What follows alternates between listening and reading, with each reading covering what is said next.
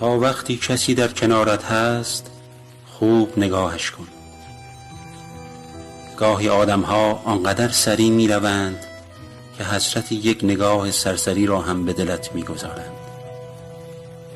همیشه دیر می‌فهمیم، خیلی دیر، که چیزی در حال تمام شدن است. گاهی یک لحظه آفتاب در هوای سرد غنیمت می‌شود.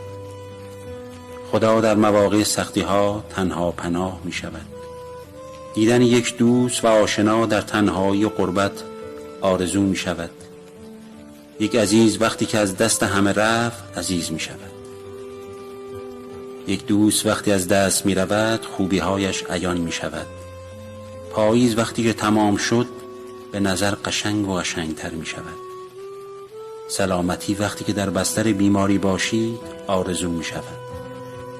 یک لبخند وقتی که دل شکسته ای رویا می‌شود.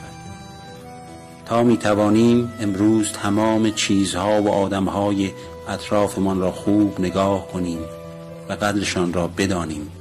زندگی آنقدرها هم طولانی نیست.